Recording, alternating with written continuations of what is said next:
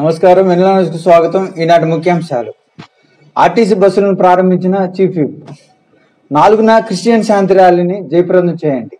నూతనంగా ఆర్టీసీలో ఏర్పాటు చేసిన 2 బస్సులను ప్రభుత్వ చీఫ్ విప్ ఎమ్మెల్యే జీవి ఆంజనేయులు ప్రారంభించారు.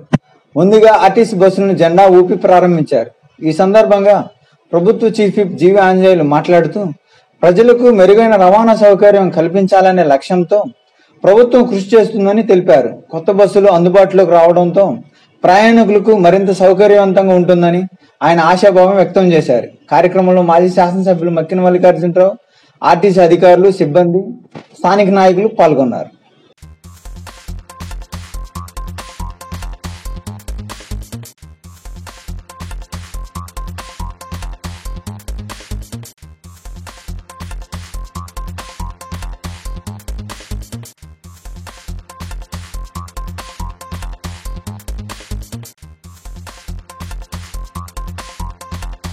ఈరోజు 2 కొత్త బస్సులు ప్రారంభించాం. కొత్త సర్వీసులు ఆర్టీసీ.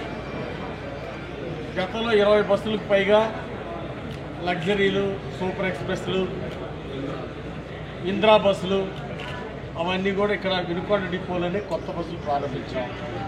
ఇక రాష్ట్ర వ్యాప్తంగా 1489 బస్సులు తెలుగుదేశం ప్రభుత్వం వచ్చినాక మరి కొత్త బస్సుల్ని ప్రవేశపెట్టాం. మరో 1400 బస్సులు రానున్న కొద్ది నెలల్లో 1400 బస్సులు కొత్త బస్సులు మళ్ళీ విడుదల చేయబోతున్నాం. చంద్రబాబు గారు ఒక విశాలమైనటువంటి దృక్పథంతో గ్రామాల్లో ఉన్నటువంటి పేద ప్రజలకు కూడా ఆర్టీసీ బస్సులు అందుబాటులో తీసుకురావడం కోసం ఈరోజు మరో 1400 బస్సులు కొనడానికి ప్రణాళిక చేశారు. నేను అడుగుతున్నా, గత ప్రభుత్వం ఎందుకు చేయలేకపోయారు? మీరు కొత్త బస్సులు ఎందుకు చెప్పలేకపోయారు? ఆర్టీసీ ఛార్జీలు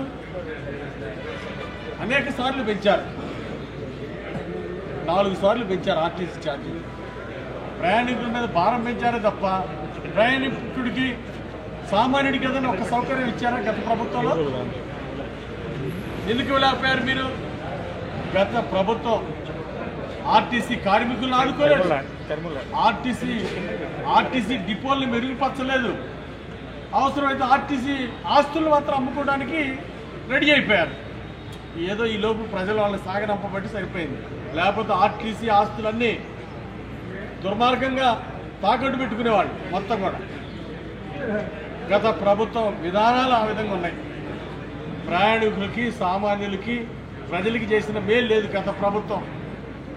ఆర్టీసీ ఛార్జీల భారం మాత్రం 4 సార్లు పెంచి, ఛార్జీలు పెంచి భారం మోపారు తప్ప ప్రజలకు ఒరగూర్చిన ఒక్క మేలు లేదు గత ప్రభుత్వంలో. ఈరోజు ఎన్డీఏ ప్రభుత్వం వచ్చినాక, చంద్రబాబు గారి ప్రభుత్వం వచ్చినాక అనేక సర్వీసుల్ని మళ్ళీ పల్లె వెలుగు బస్సులు పెంచారు. పిల్లలకి చదువు కోసం, హై స్కూల్ పిల్లల కోసం, కాలేజీ పిల్లల కోసం టైంలీ సర్వీసులు నడుపుతూ ఉన్నారు. ఈ విధంగా ఎన్నో మార్పులు తీసుకొచ్చారు. ఇంకా కొత్త మార్పులు తీసుకురాబోతుంది ప్రభుత్వం. ఈరోజు డీజిల్ వల్ల డీజిల్ ఛార్జీలు పెరిగిపోయి రవాణా ఛార్జీలు పెరుగుతూ ఉన్నాయి. భవిష్యత్తులో సోలార్ విద్యుత్తో, కరెంటుతో నడిచేటువంటి వాటితోటి, అట్లాగే ఎలక్ట్రిక్ వాహనాలు తీసుకురావడం ఈరోజు ఎన్డీఏ ప్రభుత్వం, చంద్రబాబు గారి ప్రభుత్వం ముందుకు వెళ్తా ఉంది. దానికి కారణం ఏంటి? దానివల్ల పొల్యూషన్ తగ్గుతుంది. ఒక పక్క పొల్యూషన్ తగ్గింది, ఇంకో పక్క కిలోమీటర్కి ఖర్చు తగ్గింది. వెహికల్స్ ఎక్కువ కాలం పనిచేస్తాయి. అనేక ప్రయోజనాలు, బహుళ ప్రయోజనాలు ఉన్నటువంటి ఎలక్ట్రిక్ బస్సులు, వాహనాల్ని రానున్న కాలంలో దేశంలో ఆదర్శంగా ఆంధ్రప్రదేశ్లో ఎక్కడ ఎలక్ట్రిక్ బస్సులు ఎక్కడ ఎక్కువ ఉన్నాయంటే ఆంధ్రప్రదేశ్, కేర్ ఆఫ్ ఆంధ్రప్రదేశ్ విధంగా తయారవబోతూ ఉంది. దానికి కారణం పొల్యూషన్ తగ్గించాలి. దీనివల్ల వర్షాలు సకాలంలో పడతాయి. పొల్యూషన్ తగ్గించినందువల్ల ప్రజలకు ఆరోగ్యం, ఖర్చు తగ్గుతుంది. మెయిన్గా ఆర్టీసీకి ఖర్చు తగ్గుతుంది. ప్రయాణికులు లేకపోతే మళ్ళీ ఛార్జీలు పెంచాల్సి వస్తుంది. ప్రయాణికులు మళ్ళీ ఛార్జీలు పెంచకుండా ఉండాలంటే డీజిల్ బస్సులకు బదులు ఎలక్ట్రిక్ వాహనాలు రావాలి. దాన్ని ఈరోజు చంద్రబాబు గారు దేశంలోనే ఒక రోల్ మోడల్గా ఈరోజు ఆంధ్రప్రదేశ్ రాష్ట్రంలో ప్రవేశపెడుతున్నందుకు వారికి ముఖ్యమంత్రి గారికి ప్రత్యేక అభినందనలు, ధన్యవాదాలు తెలియజేస్తున్నాను. అట్లాగే మన వినుకొండ డిపోకి కొత్త డిపో నిర్మాణానికి 17 కోట్ల ఆవశ్యకత ఉంది.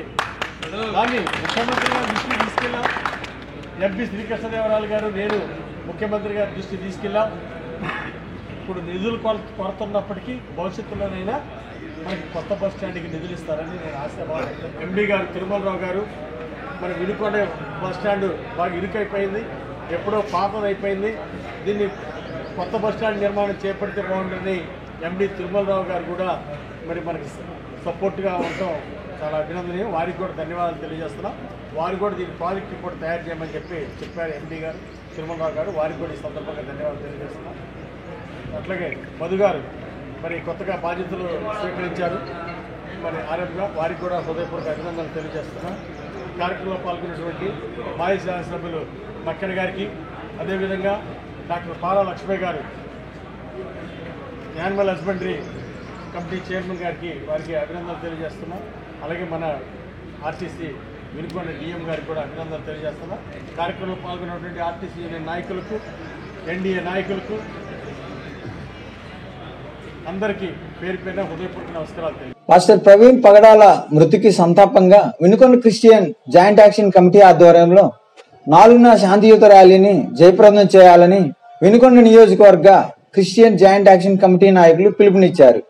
ఈ సందర్భంగా క్రిస్టియన్ జేఏసీ నాయకులు మాట్లాడుతూ, భారతదేశానికి ప్రపంచానికి క్రైస్తవ్యం ప్రేమను మాత్రమే పంచిందని, కక్ష ద్వేషాన్ని పంచలేదని, అది సమాజంలోని ప్రతి ఒక్కరు గుర్తుపెట్టుకోవాలన్నారు. కారంపూడి రోడ్లోని ఆర్టీసీ బస్టాండ్ ఎదురుగా ఉన్న ఆర్సీఎం చర్చ్ జీవాలయం వద్ద నుండి ఉదయం 10 గంటలకు ర్యాలీ ప్రారంభమై శివస్తూపం సెంటర్ మీదుగా తహసీల్దార్ కార్యాలయం వరకు సాగుతుందన్నారు. అనంతరం తహసీల్దార్కు వినతి పత్రం అందజేయడం జరుగుతుందన్నారు. వినుకొండ నియోజకవర్గంలో ఉన్న దైవ సేవకులకు, సంఘాలకు, 5 మండలాల్లో ఉన్నటువంటి సంఘాలకు, క్రైస్తవులకి, కుటుంబాలకు, సంఘ పెద్దలకు, సంఘ నాయకులకు తెలియజేసింది ఏమనగా, రేపు అనగా 4/4/25 శుక్రవారము ఉదయకాలము సమయంలో మరి శాంతి ర్యాలీ ఏర్పాటు చేయడం జరిగింది. ఈ శాంతి ర్యాలీకి ఉదయం 10 గంటల నుండి జీవాలయం నుండి బయలుదేరి స్తూపం సెంటర్ మీదకి ఎంఆర్ఓ ఆఫీస్కి రావడం జరుగుతుంది. కాబట్టి దయచేసి అందరూ కూడా మరి దైవజనులు, పాస్టర్సు, సంఘాలు, విశ్వాసులు, సంఘ పెద్దలు, సంఘ నాయకులందరూ కూడా పాల్పంపులు పొందాలని, ఈ శాంతి ర్యాలీని జయప్రదం చేయాలని మిమ్మల్ని అందరినీ ప్రేమపూర్వకంగా కోరుకుంటున్నాం. దేవుడు రేపు జరిగే కార్యక్రమాన్ని ఆశీర్వాదకరంగా జరిగించునుగాక. ఒక పాస్టర్స్కే కాదు, యావత్తు 2 రాష్ట్రాలు, తెలంగాణ ఇటు ఆంధ్రప్రదేశ్ 2 రాష్ట్రాల్లో జరిగినటువంటి అతి ఘోరమైనటువంటి ఒక క్రిస్టియన్ పాస్టర్ గారిని, ఒక పగడాల ప్రవీణ్ గారిని యొక్క వారు చేస్తున్నటువంటి సేవలో కొంతమంది గిట్టనటువంటి వారు అనేక మంది ప్రవీణ్ గారిని చంపాలన్నటువంటి ఉద్దేశంతో మొట్టమొదటినే వారు ఆ ప్రచారం జరిగినటువంటి విషయం మన అందరికీ తెలిసినటువంటి విషయమే. ఆ సందర్భంగా పగడాల ప్రవీణ్ గారు, పాస్టర్ గారు ఈ మధ్య రాజమండ్రి వెళ్ళి వస్తున్నటువంటి సందర్భంలో వారిని హత్యకు గురి చేశారనేటువంటి 2 రాష్ట్రాల ప్రజానీకము, ఆంధ్ర క్రైస్తవులు అందరూ కూడాను మరి నమ్ముతూ హత్య చేశారు. ఇది హత్య అనేటువంటి ఒక దృఢమైనటువంటి విశ్వాసము క్రైస్తవ సమాజంలో ఇది నెలకొని ఉన్నదని మనందరికీ తెలిసినటువంటి విషయమే.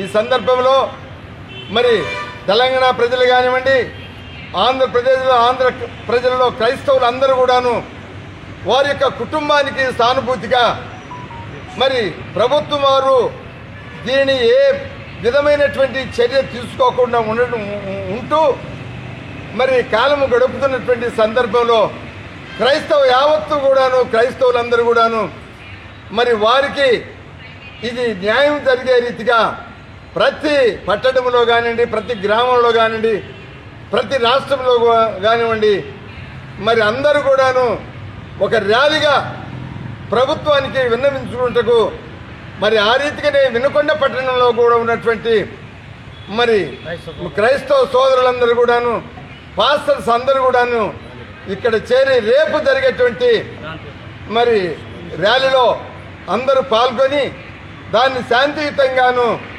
ఆ ర్యాలీని జరుపుటకు అందరూ నిశ్చయించారు కనుక ఇక్కడ చేరినటువంటి పాస్టర్లందరినీ కూడా మరి ప్రతి ఒక్కరు కూడాను వారి హృదయాన్ని అర్థం చేసుకొని ప్రవీణ్ పగడాలకి ఘన నివాళులు అర్పించడానికి మనందరం ఇక్కడ చేరాము కనుక ప్రతి ఒక్కరు కూడాను ఈ ర్యాలీలో మరి పాల్గొని ఈ ర్యాలీని జయప్రదంగా జరిగించాలని కూడా ప్రతి ఒక్కరిని వస్తున్నటువంటి ప్రజానీకాన్ని కూడాను ప్రతి ఒక్క హృదయాన్ని పట్టణం అంతా కూడాను వినకొండ పట్టణంలో ఏంటి ఇంత జరిగిందా అనేటువంటి ఉద్దేశం ఉందా కనపరచాలని కూడా నేను తెలియజేస్తూ క్రీస్తునందు ప్రియులైన వినుకొండ నియోజకవర్గ దైవజనులకు క్రైస్తవ సంఘాలకు ప్రభు యొక్క నామమున వందనాలు తెలుపుతూ ఈ యొక్క విషయాన్ని మేము ముందుకు తీసుకొస్తా ఉన్నాం.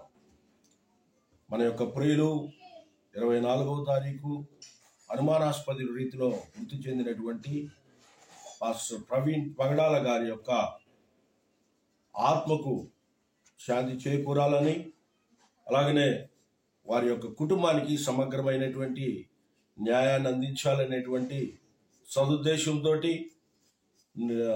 4వ తారీఖు ఉదయం 9 గంటల నుండి మన యొక్క వినుకొండ పట్టణంలో వినుకొండ క్రైస్తవ జాయింట్ యాక్షన్ కమిటీ ఆధ్వర్యంలో శాంతియుత ర్యాలీ, తదనంతరము సంస్కరణ సభ ఏర్పాటు చేయడమైంది. 4వ తారీఖు ఉదయం 9 గంటలకు బస్టాండ్ దగ్గరలోని దేవాలయం నుండి ఈ ర్యాలీ ప్రారంభమవుతుంది. శివయ్య స్తూపం మీదుగా ఎంఆర్ఓ ఆఫీస్ కార్యాలయం దగ్గర ఎంఆర్ఓ గారికి ఒక మెమోరాండం సమర్పించి తదనంతరం జయప్రద హాస్పిటల్ గ్రౌండ్లో ఏర్పాటు చేసినటువంటి సంస్మరణ సభలో మనందరం పాలుపంపులు పొంది వారి కుటుంబం కొరకు, వారి యొక్క ఆదరణ కొరకు ప్రార్థించడానికై ఏ భేదము సంఘ డినామినేషన్ భేదం లేకుండా అందరూ ఐక్యంగా తరలి రావాలని ప్రభు పేరిట ఆహ్వానిస్తూ ఉన్నాం. ప్రియమైనటువంటి వినుకొండ పట్టణస్తులందరికీ కూడా తెలియజేసేది ఏమనగా, గత మాసంలో పగడాల ప్రవీణ్ గారు అనే దైవజనులు హత్యకు గురయ్యారని మా అనుమానం. దానికి సంబంధించినటువంటి మరి పూర్తి సమాచారాన్ని సంబంధిత అధికారులు వెలికితీసి ఆ కుటుంబానికి న్యాయం చేయాలని మేము ఇమ్మాన్యుయల్ తెలుగు బాప్టిస్ట్ చర్చి మరియు వినుకొండ నియోజకవర్గ pastors council joint Christian action committee కలిసి రేపటి దినాన మా వినుకొండ పట్టణంలో శాంతియుతముగా ర్యాలీ చేయడానికి జాయింట్ క్రిస్టియన్ యాక్షన్ కమిటీ నిర్ణయించింది. ఎందుకంటే ప్రియులారా, గత కొన్ని రోజులుగా జరుగుతున్నటువంటి పాస్టర్ ప్రవీణ్ ప్రగడాల మరి ఆయన హత్యకు గురయ్యాడని క్రైస్తవ ప్రపంచం, యావత్ ప్రపంచం నమ్ముతుంది. కాబట్టి అవి ఇంకా బయటికి తీయకుండా రుజువులను నానపెడుతూ ఉంచి మరి ఆ కుటుంబానికి, క్రైస్తవ సమాజానికి తీరని నష్టం జరుగుతుంది.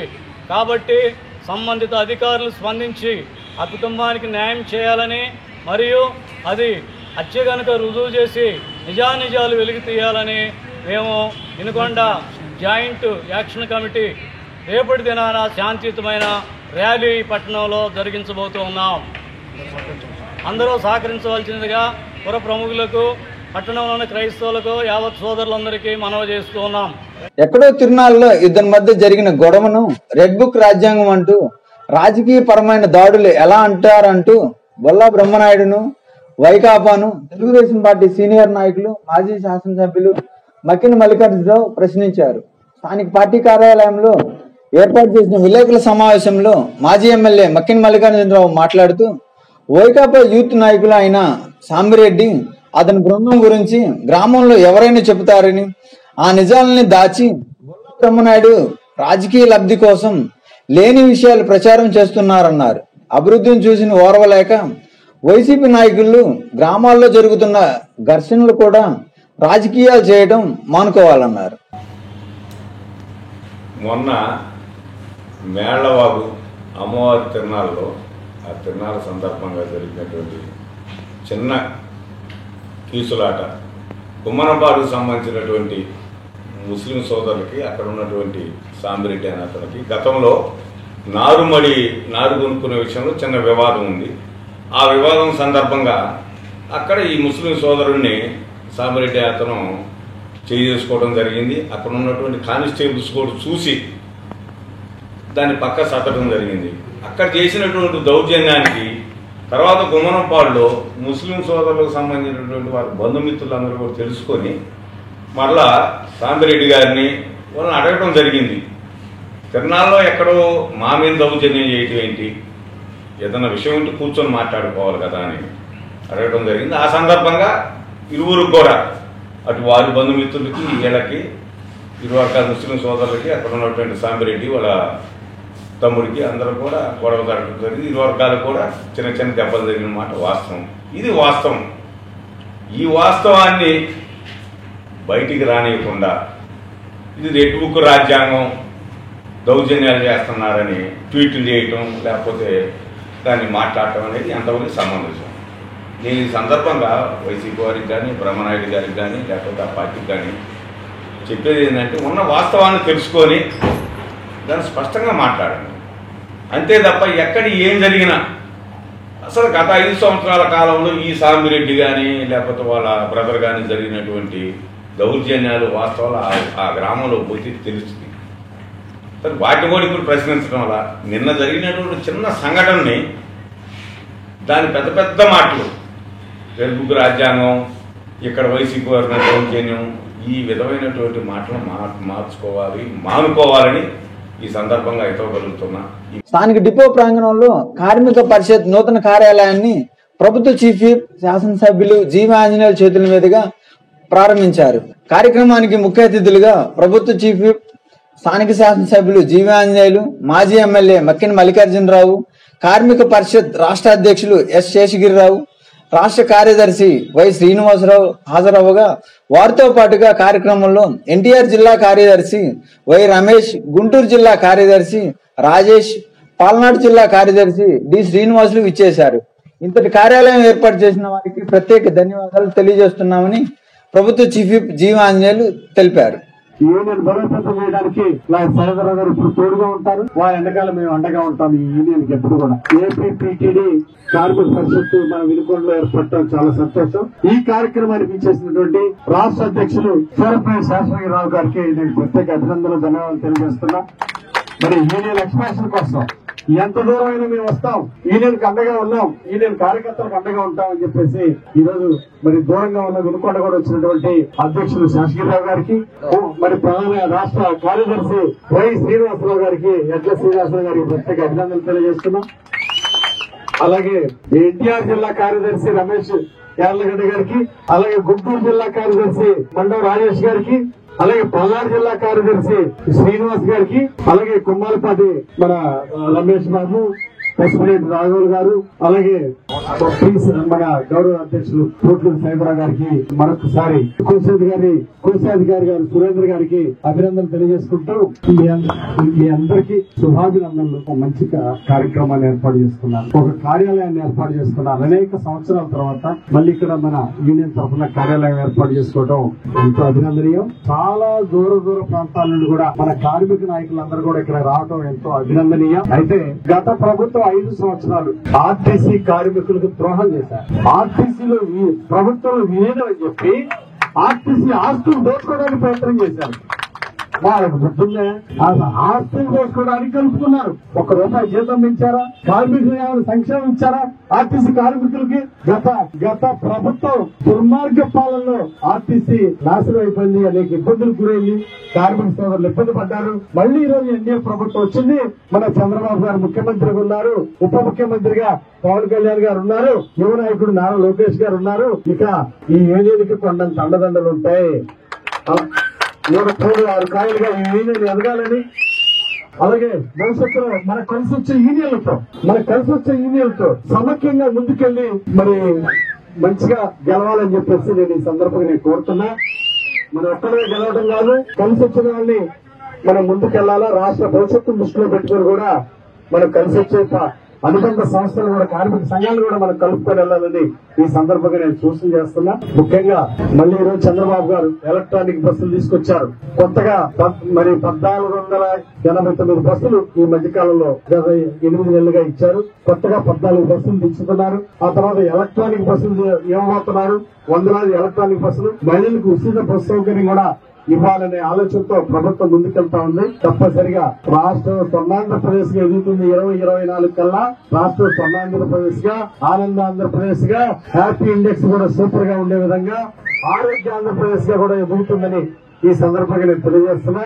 2047 కల్లా స్వర్ణాంధ్రప్రదేశ్ గా మన రాష్ట్రం ముందుకెళ్తుందని ఈ సందర్భంగా తెలియజేస్తూ, చంద్రబాబు గారి నాయకత్వంలో రాష్ట్రాన్ని ఇంకా బాగా అభివృద్ధిలో ముందుకు తీసుకెళ్ళడానికి అందరూ సహకరించాలని, మన ఆర్టీసీ లాభాల బాటలో ముందుకెళ్లి మరి తక్కువ రేట్లోనే ఆర్టీసీ ప్రయాణికులకు కూడా ఎక్కువ సర్వీసులు పెంచి, పల్లె వెలుగు బస్సులు కూడా పెంచి, అటు గ్రామ సేవల నుండి కూడా ప్రయాణికులకి మంచి సౌకర్యాలు ఇచ్చే విధంగా మన ఆర్టీసీ అభివృద్ధి చెందాలని ఆకాంక్షిస్తూ, సంస్థని లాభాల బాటలో నడిపే విధంగా, సంస్థ బాగుంటే అందరూ బాగుంటారు. ఆ విధంగా యూనియన్లు కూడా ఆలోచించాలని కోరుకుంటూ, నా వంతు సహాయ సహకారాలు ఎప్పుడు కూడా ఈ యూనియన్ కి నా అండదండలు ఎప్పుడు ఉంటాయని, నాతో పాటు మా మిత్రులందరి ఎన్డీఏ నాయకులందరూ అండదండలు ఉంటాయని కూడా ఈ సందర్భంగా తెలియజేసుకుంటూ, మాకు ఈ అవకాశం ఇచ్చిన ఈ యూనియన్ ఆఫీసు మేము ఓపెన్ లో పాల్గొన్నందుకు మా అందరికీ సంతోషంగా ఉంది. అందరికీ ధన్యవాదాలు తెలియజేస్తూ సెలవు తీసుకుంటున్నాం. ఈపూర్ మండలంలోని ముప్పాలలో జరిగిన చౌడేశ్వరి దేవి ఉత్సవాలు ఘనంగా నిర్వహించారు. కార్యక్రమానికి శాసనసభ్యులు, ప్రభుత్వ చీఫ్ విప్ జీవి ఆంజనేయులు ముఖ్య అతిథిగా విచ్చేసి ప్రత్యేక పూజా కార్యక్రమాలు నిర్వహించారు. ఈ సందర్భంగా ఆలయ వ్యవస్థాపకులు ప్రభుత్వ చీఫ్ విప్ జీవి ఆంజనేయులకు ఘనస్వాగతం పలికి దుశ్యాలతో సత్కరించారు. అనంతరం ఎమ్మెల్యే జీవి ఆంజనేయుల చేతుల మీదుగా భారీ అన్నదాన కార్యక్రమాన్ని ప్రారంభించారు.